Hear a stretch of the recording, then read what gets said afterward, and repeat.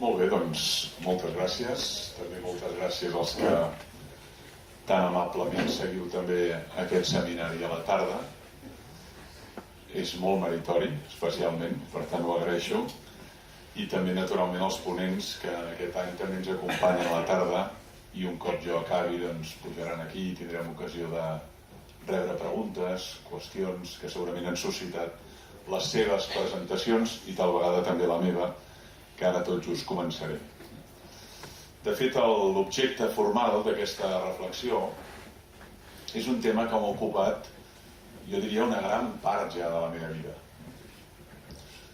Hi ha persones especialment cridades a pensar el diàleg ecumènic, hi ha persones especialment cridades a pensar el diàleg interreligiós, però jo m'he sentit sempre especialment cridat a pensar el diàleg i articular-lo entre creients i no creients. I si algú em pregunta per què, doncs exactament no ho sé. Exactament no ho sé. Probablement perquè m'he envoltat de col·legues universitaris, de professors, d'amics, fins i tot de familiars que no experimenten la crida de la fe, ni se senten membres de cap església, i això m'ha encuriosit molt, escoltar les seves raons, mirar de comprendre en alguns casos els seus allunyaments, i a la vegada també m'ha exigit mirar de comprendre per què jo crec el que crec, podent no creure-ho. Per tant, sempre, es deia en una de les presentacions al matí, doctor Alsina, l'altre també és una ocasió perquè hom reflexioni més a fons sobre allò que creu i miri de repensar-ho, revisar-ho, reflexionar-ho, autoqüestionar-s'ho. Llavors, la prova d'això, que és un tema que m'ha acompanyat durant molts anys i segurament m'acompanyarà encara molts anys més, és que mentre preparava la presentació he revisat bastants papers que arrenquen de fa més de 10 anys. I per tant els vull subratllar perquè intentaré anar un pèl més enllà del que he intentat expressar per escrit en altres textos. Hi ha un text que vaig dedicar un gruix important de reflexions i que vaig titular Creyentes y no creyentes en tierra de nadie. Això va ser justament quan Benet XVI va tenir aquella iniciativa de desenvolupar l'atri dels gentils, que sobretot es va articular i se segueix articulant en el marc del Pontifici Consell de la Cultura, que lidera el cardenal Gianfranco Ravasi i que justament també es va celebrar a Barcelona i vam poder celebrar aquesta trobada entre creients i no creients a propòsit d'un tema, en aquell cas era la bellesa, l'experiència estètica. I tota aquella jornada i tota la preparació i tots els atris de gentils que s'han fet en el món, que se n'han fet molts i a molts llocs i continents, doncs em va moure a reflexionar sobre aquest diàleg en aquest text. Hi ha encara un altre text que vull subratllar perquè no és una qüestió nova, que és unes cartes creuades que vaig tenir amb Xavier Robert de Ventós fa molts anys, a propòsit també de la qüestió de la fe. Ell des de l'agnosticisme, especialment autor d'un llibre ja suggerent el seu títol, Dios entre otros inconvenientes. El títol ja és prou suggerent per establir un diàleg amb algú que d'entrada Déu és un inconvenient entre molts altres que en la vida, però d'entrada és un inconvenient. I un dels textos més reeixits, i a més un dels ponents que ens va acompanyar en una jornada i que va quedar molt satisfet, va ser Vicenç Villatoro, en un text que van fer amb Déu o sense 40 cartes creuades. Per tant, no és un tema que m'interessi només intel·lectualment, teòricament, no? Sinó que, de fet, poc o molt, així com en el diàleg interreligiós o el diàleg cristiano-musulmà que ens han presentat, no tinc la menor experiència en aquest tema, m'hi he sentit cridat sempre a vincular-m'hi i espero poder-lo seguir fent. Després, per altra banda, hi ha moltes lectures que m'hi han ajudat i també les vull posar sobre la taula. Lectures que algunes d'elles han tingut un gran èxit, i les dic, que són aquests duets d'un creient i no creient que a diferents llocs del món s'han publicat i que són molt estimulants intel·lectualment. Són estimulants per aquells que experimentem la fe i la vivim en el marc de l'Església, però també per aquells que no formen part de l'Església i que, si més no, són diàlegs que certament punxen. Són diàlegs que t'obliguen a pensar, t'obliguen a sortir d'allò que en diríem els teus paràmetres habituals. En cito alguns de molt celebrats, que al llarg de la meva formació intel·lectual m'han ajudat molt, i potser molts d'aquí els han llegit, i potser altres no hi puc donar idees. D'una banda, el conegut diàleg entre Bertrand Russell i John Copleston, no? És un dels diàlegs més celebrats en la història, almenys de la filosofia contemporània, entre el filòsof britànic, Premi Nobel de la Pau, entre altres coses, Bertrand Russell, autor d'una obra molt rellevant que va ser molt llegida, Why Not Christian, perquè no soc cristià, i Copleston, membre de la Companyia de Jesús i el conegut historiador de la filosofia, un diàleg que van tenir per la BBC i que després va ser traduït també a molts llibres i a moltes edicions, no? O el conegut diàleg, molt més recent en el temps, entre Joseph Ratzinger i Jürgen Habermas, no? A l'Acadèmia de Ciències de Baviera, Múnich, abans de que Ratzinger arribés a la seu de Pera, i per tant un diàleg entre, de certa manera, un de les ments més lluminoses de la teologia contemporània i un dels filòsofs més rellevants del segle XX, citat aquí, Jürgen Habermas, autor de la teoria de l'acció comunicativa, 1981. O, per exemple, en el marge més meridional mediterrani, Eco Martini, el diàleg entre Umberto Eco i el cardenal Martini, de nou també un membre de la Companyia de Jesús, i el extraordinari erudit i humanista italià, reconegut amb desenes de doctorats honoris causa arreu del món, que és Umberto Eco. Encara alguns, tres més vull subratllar, que a mi m'han estimulat molt, i els tinc molt subratllats a casa meva, ja veuen que treballo amb les fonts a l'aire lliure, el diàleg entre el cardenal Barbarin i Luc Ferry, que va ser ministre de Cultura francès, i que és un dels diàlegs més interessants, molt breu aquest, tenim editat en llengua catalana, i que també de nou es planteja aquesta interlocució entre algú que clarament un cardenal s'ubica en el terreny de l'Església i de la fe, i Luc Ferry, no? A Itàlia, Battimo Dotolo, Gianni Battimo i Dotolo, ha tingut menys transcendència al nostre país, i en vull subratllar dos que aquests els van viure molt directament a Catalunya i que especialment el vull subratllar avui, no? El diàleg Eugenio Trías Rovira Belloso, Pau descansi, un dels meus mestres i referents, que ens va deixar encara no fa 2 setmanes, i que van tenir unes cartes creuades que van ser publicades i que es contraposava també dos mons en un moment en què aquests ponts eren possibles, eren viables, hi havia la cordialitat, hi havia el respecte mutu perquè això tingués lloc, no?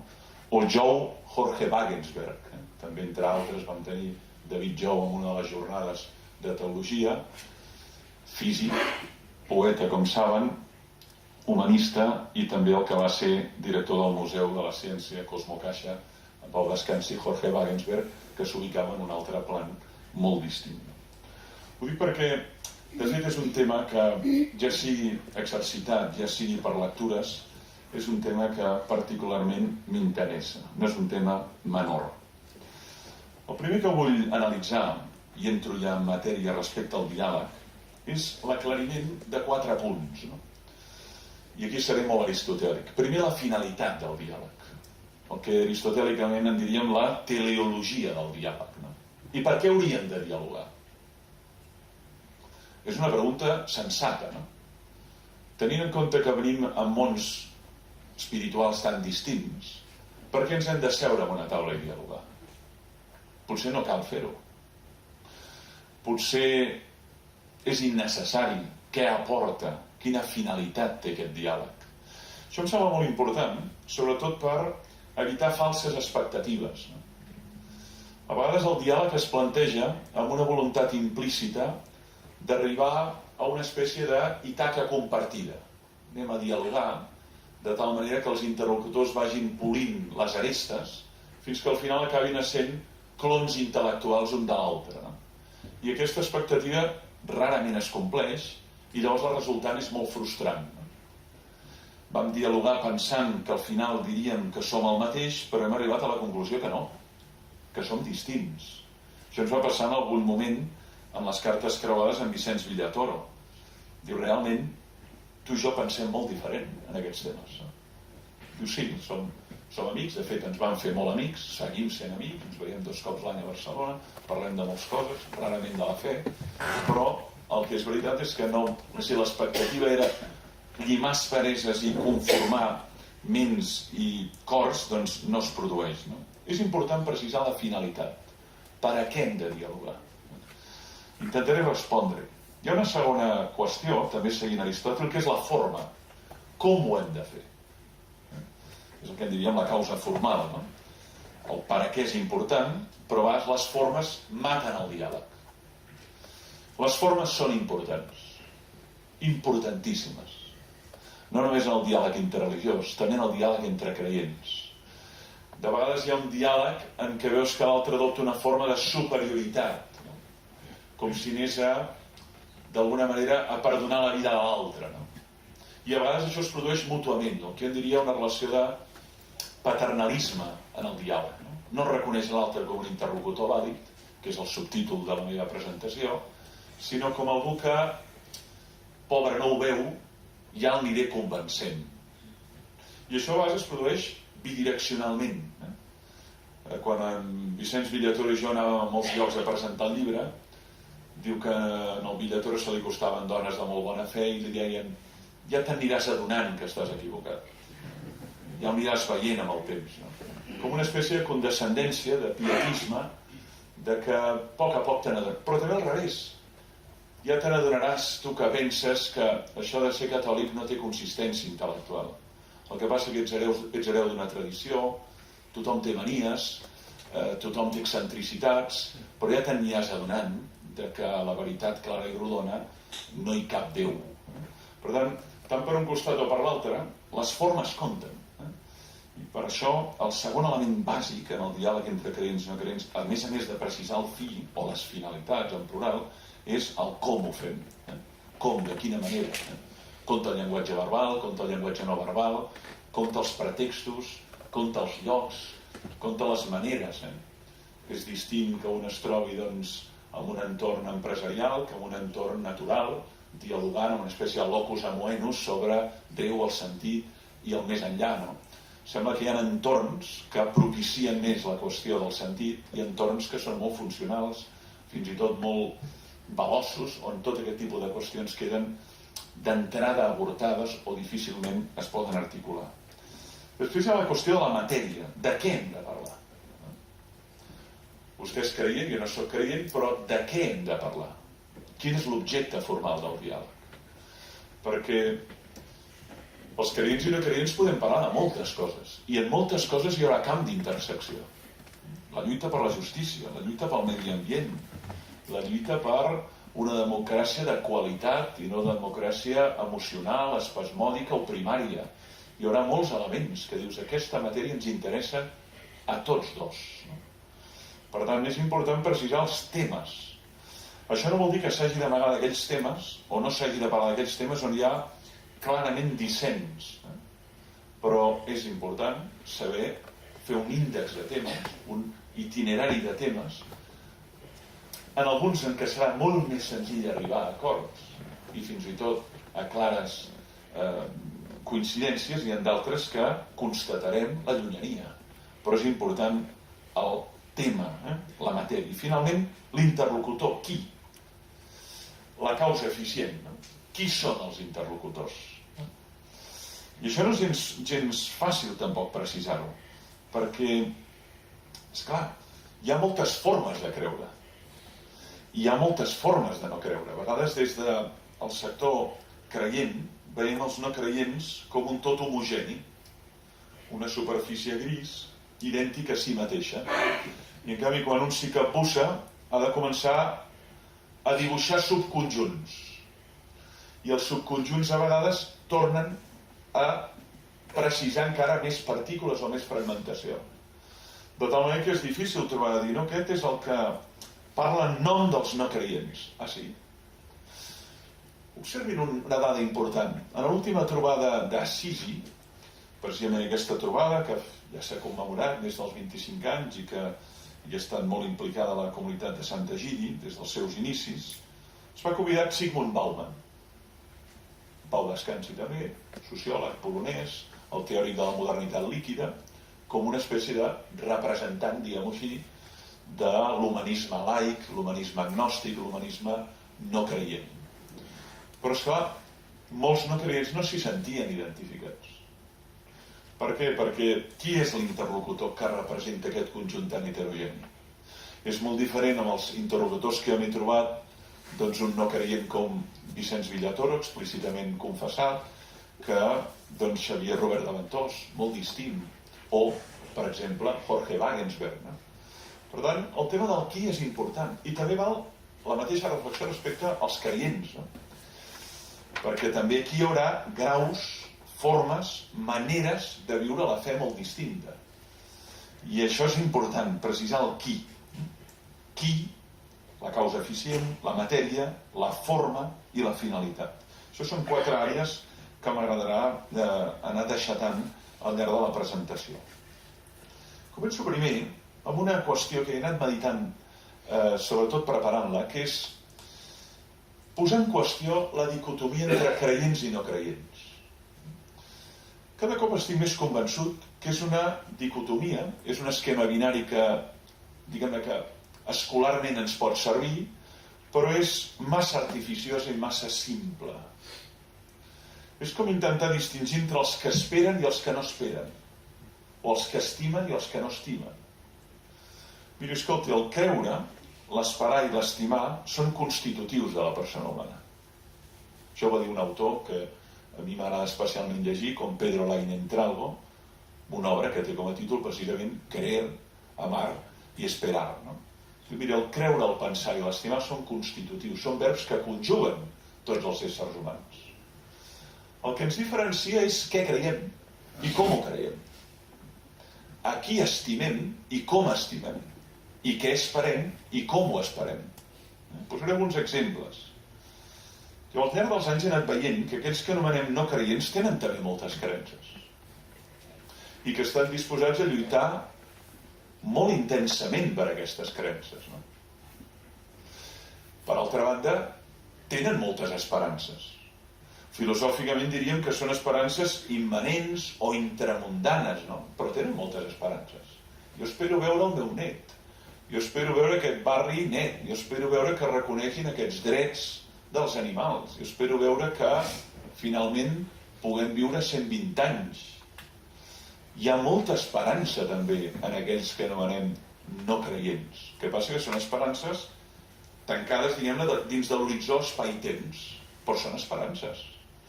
Durant aquest any que he aprofundit en un cicle sobre el transhumanisme, es pot parlar de que en el transhumanisme hi ha una escatologia immanent. No? S'espera un ésser humà que ja no és humà, sinó que és un posthumà, amb unes qualitats excepcionals, fruit de les incrustacions biotecnològiques en el seu ésser. No? I per tant, amb unes capacitats, fruit d'aquesta aliança amb la tecnologia, que no tenim els éssers humans, que no han estat modificats biotecnològicament. I algun transhumanista, ho va dir per la televisió encara no fa una setmana, diu la primera generació que podrà decidir viure 1000 anys ja ha nascut. Tenen 30 o 40 anys. Jo tinc 5 fills, la meva filla gran en té 23, per tant, podreu decidir viure 1000 anys o no. Segons, per exemple, Cordeiro, que és un dels difusors, apòstols del transhumanisme, i que tindrem ja una delegació de la Singularity University a la ciutat de Barcelona per dir el mes d'octubre, no? Que té com a focus Silicon Valley, i és el focus especialment d'aquesta esperança intramundana. No? Per tant, a mi aquesta distinció cada cop m'ha semblat més artificiosa. Jo ara només em centraré en creients i no creients, però és com intentar distingir entre els qui esperen i els qui no esperen, i els qui estimen i els qui no estimen. Fins i tot en el cas que hi és un ésser humà que només s'estimés a ell mateix, ja conjugaria el verb estimar. Fins i tot en el cas que això fos possible, no? Perquè qui més qui menys, doncs si més no estima una mascota o estima una regió, o estima el seu poble, o estima la seva mare, no? Per tant, seria molt estrany distingir entre els qui estimen i els qui no, els qui esperen i els qui no, com també ho és entre els qui creuen i els qui no.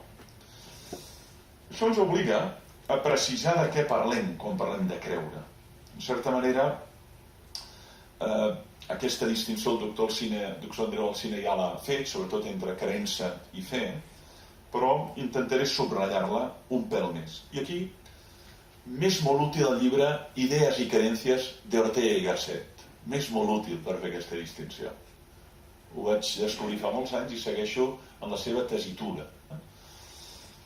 Creure, diu ell, és propi de tot ésser humà.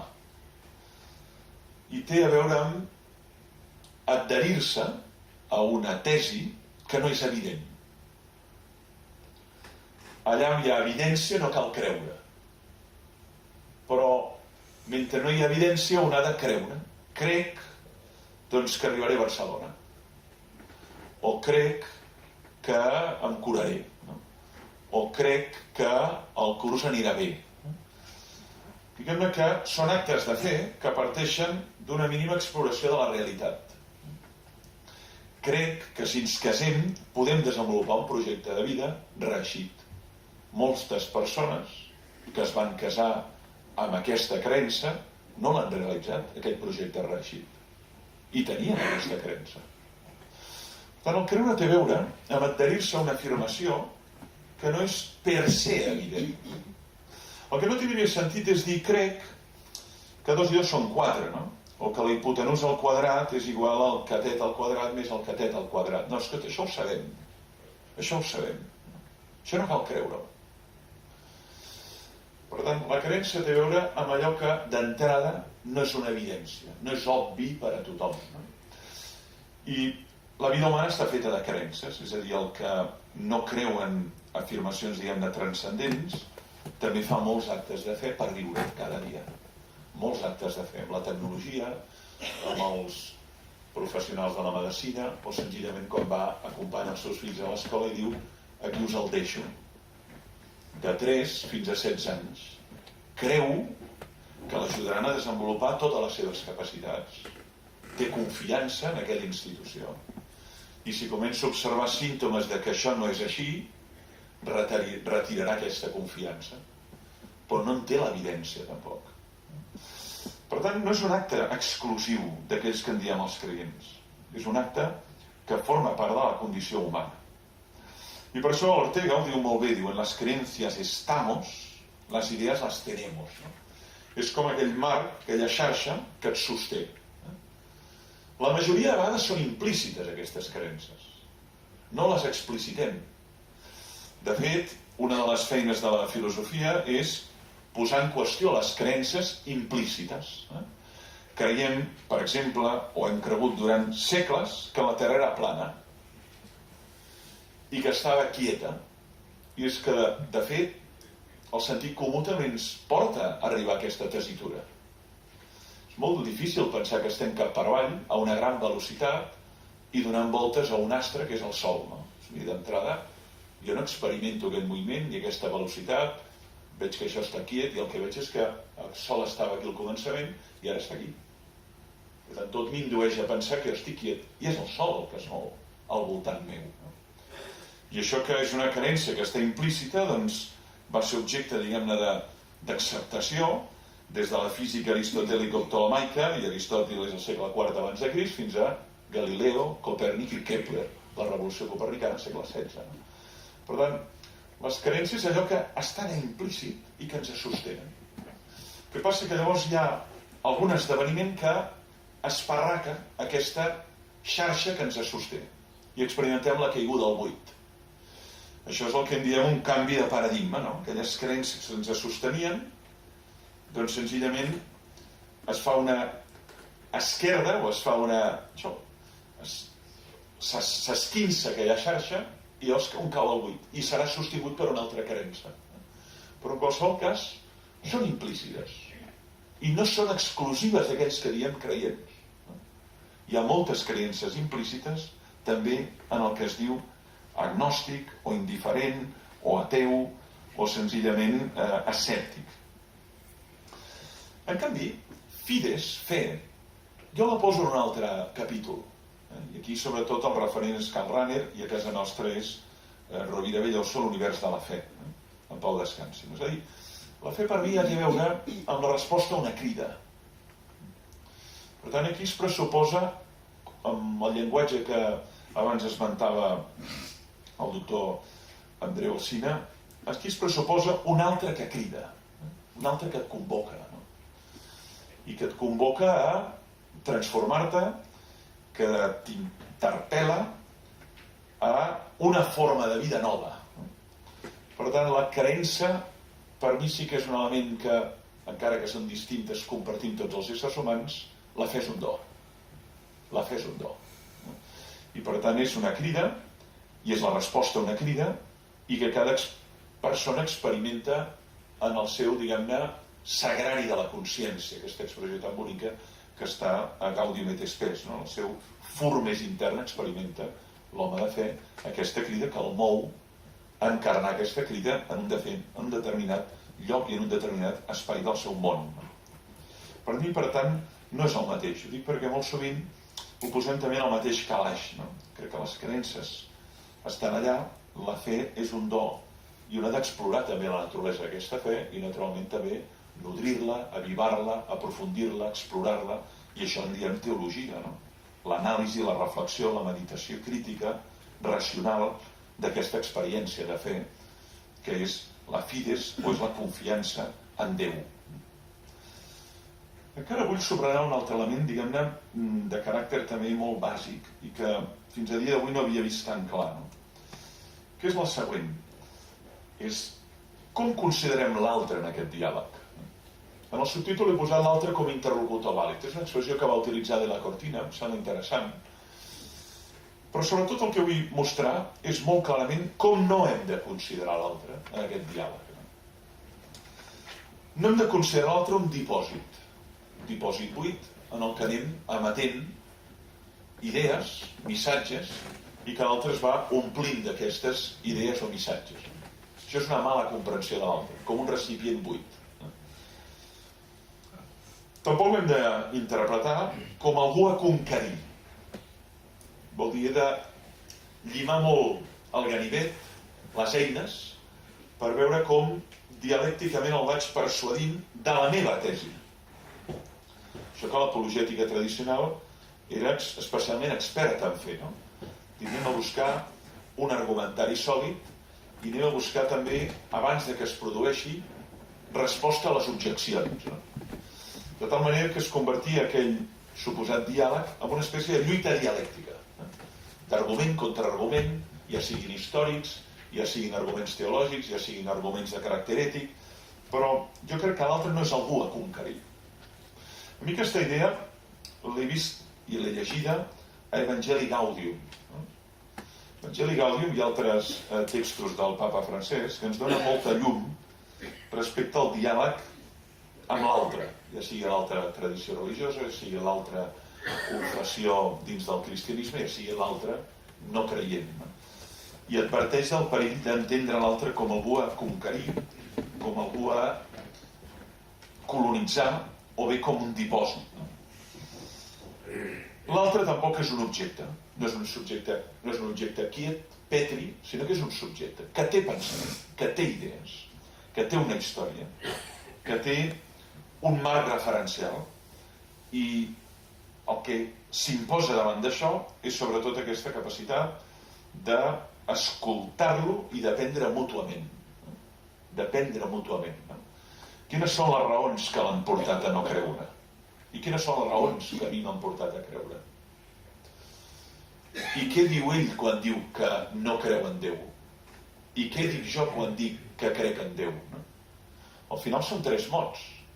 Crec en Déu. I en l'altre són 4. No crec en Déu. Amb el creure ja és difícil posar-s'hi d'acord, però on hi ha, sobretot, la qüestió central és en Déu, lògicament.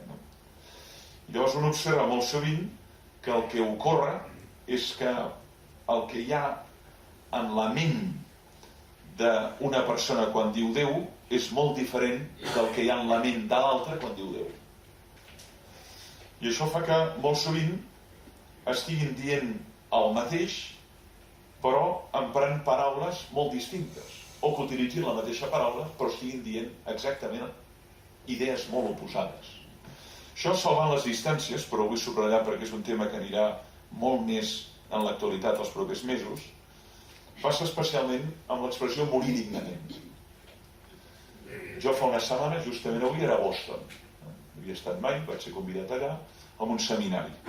I una de les intervencions a la Harvard University, que és una de les, si no el centre més rellevant acadèmicament del món, segons els rànquings que es publiquen, una de les presentacions va ser només explorar la multiplicitat de significats, o la polisèmia, que atresora una expressió com això, morir amb dignitat. I esclar, veus que hi ha molts més significats que el que molt sovint es redueix a eutanàsia. Escolti, això és molt més ampli. Qui no vol morir dignament? Qui és capaç d'aixecar la mà? No hi ha ningú que aixequi la mà. Qui no vol viure dignament? Qui no vol treballar dignament? No hi ha ningú que aixequi la mà. El problema està a aclarir que amaga aquesta expressió. I el ponent, que era un professor de Colúmbia, posava l'exemple. Diu, és que per viure dignament a Calcuta, potser amb $1 en tinc prou un dia. Però a Tòquio no. I per descomptat a Boston tampoc. Però què vol dir viure dignament? Què s'ha de tenir per viure dignament? O quines són les condicions per morir dignament? Per tant, el que això és el següent, que a vegades emprem la mateixa expressió, però dient coses molt distintes, el mateix significant, però amb significats molt distints, i a vegades són significats idèntics, però en canvi és el mateix significant. I amb la paraula Déu passa això exactament. Però Mira Belloso deia a les seves classes fa molts anys. No? Diu, aquí tenim un significant, la distinció de Saussure, no? Significant, significat i signe. No? Diu, aquí hi ha un significant, que és la paraula Déu, però ara vés a veure quants significats diferents se li atribueix. I t'adonaràs en gran part perquè alguns hi creuen fervorosament i perquè molts d'altres senzillament l'interpreten com un inconvenient o com un objecte hostil o com una realitat que essencialment el que hem de fer és alliberar-nos-en definitivament. Però aclareixin quin significat semàntic dona aquest mot. A mi això, en les experiències que he tingut, m'he donat que verdaderament l'ús d'aquest mot és molt distint. I això ho volia subratllar. L'altre no és un objecte, no és un dipòsit, no és algú conquerit. Hi ha encara un altre element que vull subratllar i que he anat observant al llarg d'aquests anys i ho vull compartir. Després aniré al fi i al com. La desconstrucció de prejudicis mutus. No van només en una direcció els prejudicis. Aquí qui m'ha ajudat molt a comprendre això és Hans-Georg Gadamer, Veritat i mètode, 1960. Tot l'apartat dedicat a la incapacitat per al diàleg i també als prejudicis. Esclar, en el diàleg ningú entra en un estat pur, diguem-ne, immaculat, ahistòric, sinó que va carregat d'uns prejudicis, heretats, històricament, familiarment, contextualment, educativament, però no hi ha una mirada neta, ni del creient ni del no creient, si seguim aquesta distinció binària que ja he descartat, no? Però, d'entrada, són dos subjectes que es troben cara a cara, però enteranyinats per una capa de prejudicis. Vol dir hi ha un partit pris, no? Si aquest és ateu és A, B, C, D, E. Si és catòlic és A, B, C, D, E. I això a vegades està molt enquistat. I el problema no és que estigui enquistat darrere, és que està enquistat davant i determina la mirada. El prejudici, el problema no és quan és darrere, és quan determina la mirada i llavors ja mires l'altre amb condescendència, o mires l'altre amb superioritat, o mires l'altre amb pena, o mires l'altre com algú que senzillament és molt ignorant, no? Perquè en tens un prejudici molt marcat. I els prejudicis, com les creences, molt sovint són implícits. De fet, quan jo som capaços d'explicitar-los, tinc prejudicis sexistes, o racials, o anticlericals, o ageístics, per exemple, no? Envers les persones grans, i has fet un gran pas, no? Vol dir, com a mínim, els has pogut posar a distància i adonar-te'n que estan en tu i que operen en el procés de presa de decisions. Els executius prenen decisions, els polítics prenen decisions, però són conscients dels prejudicis que estan operant quan porten a terme això que els americans diuen the decision making process, no? El procés de presa de decisions. Són conscients d'això? Quan diuen aquest no, aquest sí. Per què?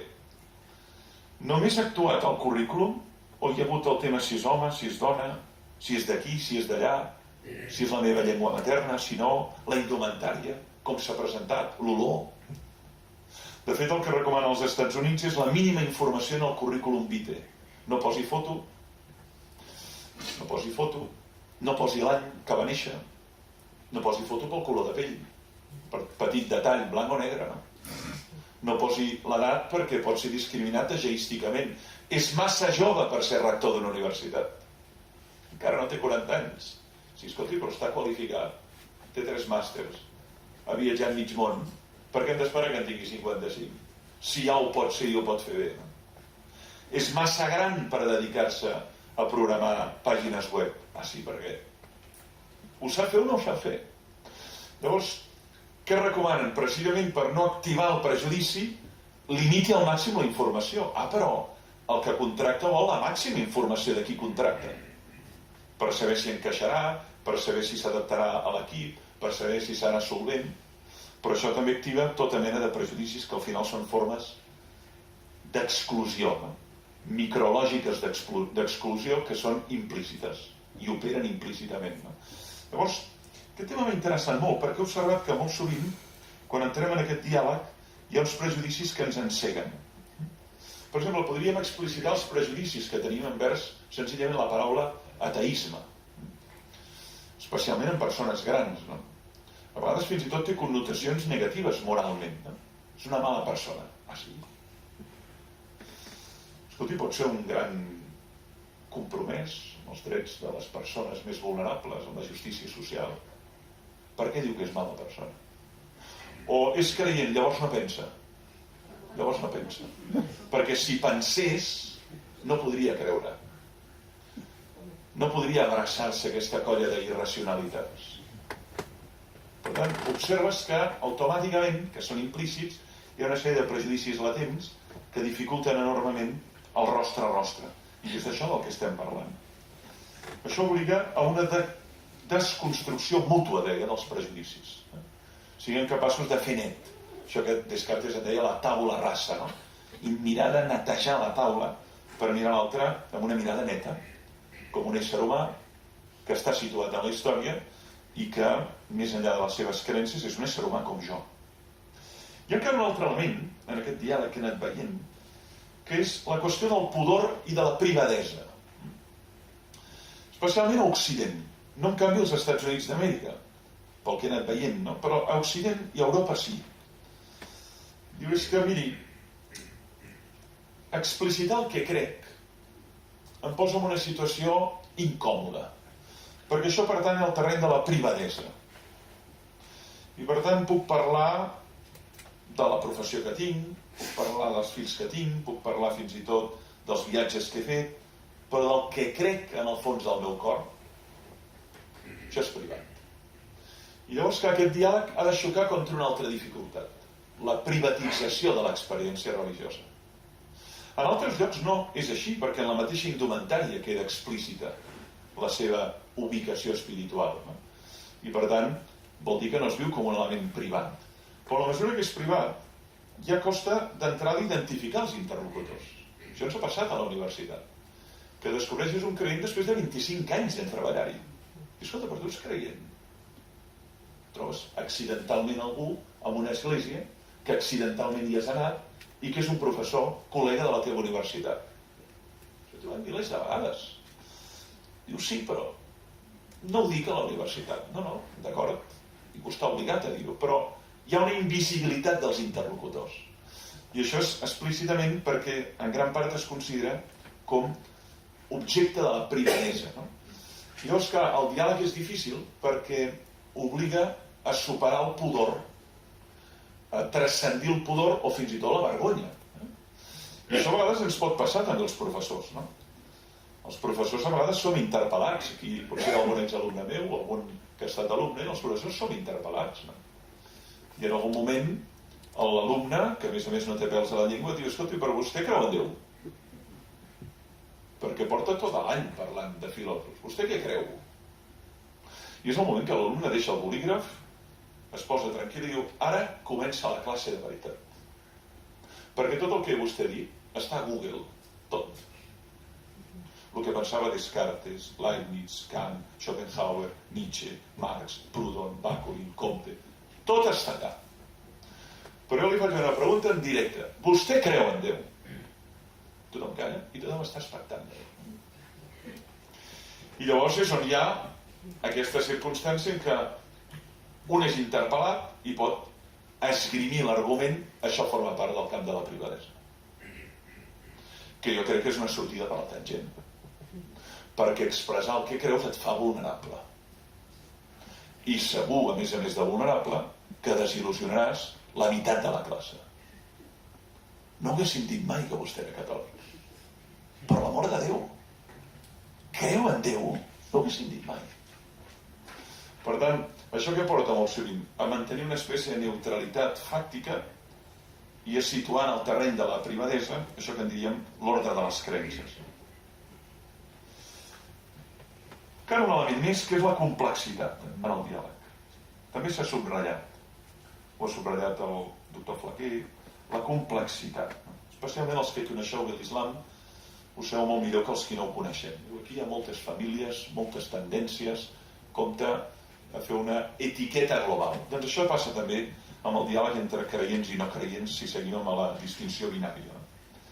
La complexitat de itineraris espirituals també en els no creients. En el llibre Jesucrist 2.0, perdoneu l'autoreferència, però és un tema que he treballat durant molts anys, vaig intentar fer un calidoscopi. Dius, a veure, mirem, organitzem. No? Com podem organitzar en subconjunts això que anomenem col·lectivament els no creients. Però m'he donat que aquella classificació era enormement imprecisa. Primer perquè hi ha molts outsiders, no?, en aquest terreny. Hi ha molts outsiders.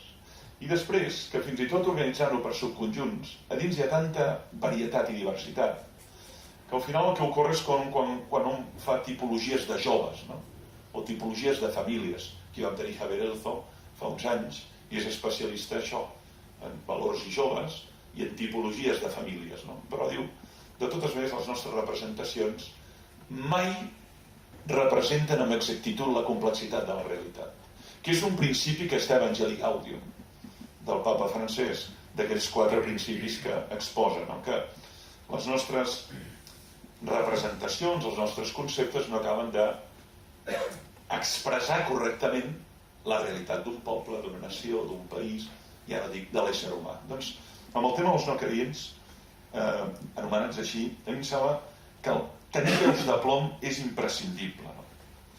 Per tant, contra la simplificació i contra la fàcil identificació. Dic fàcils identificacions que he observat en aquest diàleg. No? Els no creients són ateus. Pare, dins dels no creients també hi ha agnòstics. I l'agnòstic no nega Déu, senzillament el que afirma és que el desconeix. Gignosci, agnòsticos, no conec. Els no creients són indiferents. Pare, hi ha molts no creients que busquen espiritualment i que busquen torturadament, a més. Torturadament. Amb verdadera angoixa vital, no? De trobar alguna terra ferma, no?, on sostenir-se. Allò que en diríem un centre de gravetat, una espècie de base segura sobre la que edificar la pròpia vida i el propi sentit de la vida. No? Però no estic d'acord amb aquestes simplificacions o fàcils identificacions. No? Llavors em sembla que és molt més sensat i fins i tot evitar les famílies, però estar molt atent al interlocutor que tinc davant. No? perquè pot ser que em trobi algú que senzillament és indiferent, pot ser que em trobi algú ressentit. Vaig patir, no em van tractar bé, vaig ser frustrat, em van trair, vaig dipositar una confiança i l'he perduda. Per tant, aquí hi ha una ferida. I aquesta ferida demana una curació i demana una aproximació diferent d'aquell que mai ha estat part d'aquell tot. I per tant no hi ha un cor ferit. Per aquí vol dir que hem de ser sumament curosos amb els itineraris espirituals d'això que anomenem els no creients, per mirar que el diàleg flueixi bé. A vegades en determinats diàlegs hi ha molt ressentiment acumulat. Això que en diríem l'anticlericalisme o l'antiteisme en un sentit més ampli. Dius, per què hi ha tant ressentiment aquí? Quina biografia hi ha aquí darrere? I això sempre és interpel·lant, i a vegades la mateixa persona ni se n'adona de què irradia tant ressentiment. A vegades és mutu, ressentiment dels creients envers els no creients, o al revés, no? I de vegades són ressentiments fins i tot heretats històricament. És que els meus pares parlaven així de, o els meus avis parlaven així de, i jo per osmosi he acabat parlant així de. Però escolti, és conscient d'aquest ressentiment i com l'està enverinant? I com li dificulta establir ponts i construir afinitats i amistats amb aquell que viu al seu voltant, a la feina o a casa, no? Per tant, és importantíssima aquesta feina de trencar, com deia, les visions simplificades. I la neutralitat de la ciència en aquest punt, que aquest també és un debat interessant. Els dos interlocutors volen la complicitat de la ciència. I de fet trobem grans científics que han estat creients, almenys que han afirmat Déu, jo no dic el Déu personal, però que han afirmat Déu, no? Alguns explícitament el Déu personal, i també ens trobem en enormes científics, biòlegs, físics. La mort de Hawking ha estat també molt commemorada aquest any, especialment el seu darrer llibre, no? Com un, diguem-ne, dels científics més eminents que negava explícitament Déu, si més no l'última obra, com dic, el disseny intel·ligent, una altra cosa és la història del temps, però en qualsevol cas és molt difícil intentar arrenglerar la ciència cap a un costat o cap a l'altre, no? I trobem casos explícits dels dos costats, no? El famós llibre Jacques Monod, recordem temps molt enrere, no? De dir, anem a mirar d'avalar l'ateisme, Premi Nobel de Bioquímic, 1972, utilitzant idees de la ciència. Però per altra banda també s'ha produït això, no? Dius, anem a mirar d'avalar amb la ciència la tesi del creacionisme, o la tesi de que som éssers creats a imatge i semblança a Déu, o que hi ha una trinitat. Doncs aquí em sembla molt sensat d'aquell científic, amb això hi he après molt de David Jou, que diu, miri, la ciència en primer lloc no és un saber absolut, només cal haver llegit Popper, només cal haver llegit Feyerabend, Lakatos i Arnhem Kuhn per adonar-se'n d'això. 2. Té el seu mètode i té les seves limitacions i té el seu objecte formal, i l'objecte formal de la ciència no és Déu, ni és el sentit de la vida, ni és el que ens depara la mort, ni és què he de fer. Això no és objecte formal, ni és què és la bellesa o què és la bondat. Això no és objecte formal de la ciència. Llavors el problema està en que molt sovint en aquest diàleg, especialment passa avui, que es deslegitima el creient perquè es considera que està fora de la ciència. Vostè representa la irracionalitat, un discurs paracientífic, sec, i en canvi es legitima el no creient perquè vostè sí que està avalat per la ciència. I això ho he vist en discussions bioètiques, no precisament als Estats Units fa una setmana, però sí a casa nostra, no? Diu, miri, vostè vol dialogar sobre aquest tema, eutanàsia, interrupció voluntària de l'embaràs, manipulació genètica, alteració del genoma, vostè vol dialogar sobre aquest tema, fantàstic, benvingut. Vostè és catòlic? Fora, ja no compta. Per què no? Perquè vostè no entra en el diàleg amb criteris científics. I vostè sí? O vostè tampoc? Vostè també entra en el diàleg amb unes creences implícites, diferents de les meves, però unes creences implícites. I la ciència ens pot dir que és un embrió, però no si un embrió és subjecte de drets, perquè aquesta és una qüestió ètico-jurídica, però no una qüestió biològica ni embriològica. I aquí és on hi haurà la discussió. Ara, respecte a què és un embrió no hi ha discussió, però respecte a si un embrió és un subjecte de drets, aquí sí que hi haurà discussió. I aquí la ciència no ens resol aquest problema. Un cop ha parlat l'embriòleg o el genetista i ens ha dit que és un zigot i que és un embrió, llavors comença el ball de bastons. Llavors comença el ball de bastons, de veritat, que és, i aquesta realitat, quin estatut ètico-jurídic li atribuïm?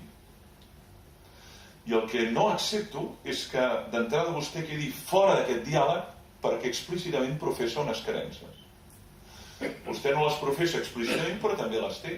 I la ciència respecte a si és subjecte de drets és neutral. El que no és neutral respecte a la constitució cromosòmica. Mirin, té 46 de cromosomes. Això no discuteix ningú.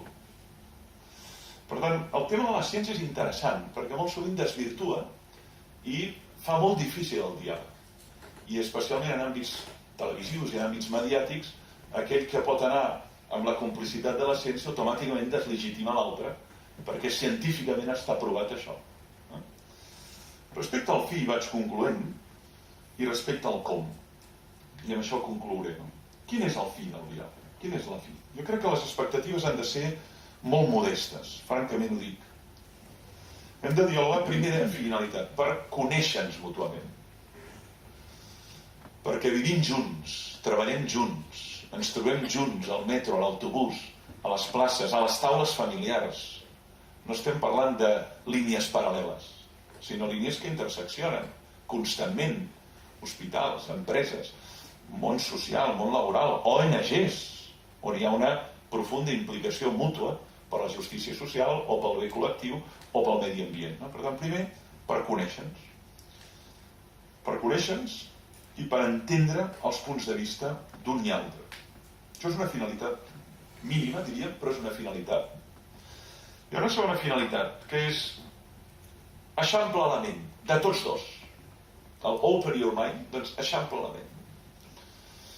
És veritat, a mi m'ha eixamplat molt la ment, el diàleg amb aquells que no creuen el que jo crec. Especialment si són interlocutors sensibles, intel·ligents, cultes i educats. Però jo espero també haver-los ajudat a eixamplar la ment. Si més no, haver-los ajudat a desfer alguns tòpics, algunes reiteracions del mateix. Per tant, ens hem de conèixer i ens hem d'ajudar mútuament a desfer prejudicis i eixamplar mútuament la ment. Després jo diria que en clau cristiana hi estem exigits. El papa Francesc ens obliga a sortir fora. Aquest primer capítol d'Evangelii Gaudium, no? Església en sortida. Per tant, estem cridats a transcendir el tribalisme, l'endogàmia, el tancament a aquells que són convençuts, creuen com jo, pensen com jo, participem de la mateixa fe. Estem cridats a anar a les perifèries. Això és una perifèria. Una perifèria que vol dir mirar de sortir del teu món per entendre l'altre, encara que l'altre no n'està urgit a fer-ho això. Però els cristians n'estem cridats urgits, n'estem cridats a fer-ho això. No? Diguem-ne, no és turisme espiritual. Estem cridats a sortir i anunciar el que creiem. I després hi ha un altre paquet de finalitats que té més fundària, no? Que és treballar junts per millorar la qualitat de vida dels presents i dels futurs. I aquí hi ha un lloc de trobada enorme. Això ha estat molt reconegut per creients i no creients en totes aquestes duets que he anat expressant. No? Diu, miri, escolti, vostè creu en Alà, jo no hi crec, vostè creu en el Crist, jo no hi crec, vostè creu en Marx, jo no hi crec, però què volem? Doncs miri, volem un món que hi hagi pau. És molt difícil trobar-se un no creient que no vulgui pau. No volem pau.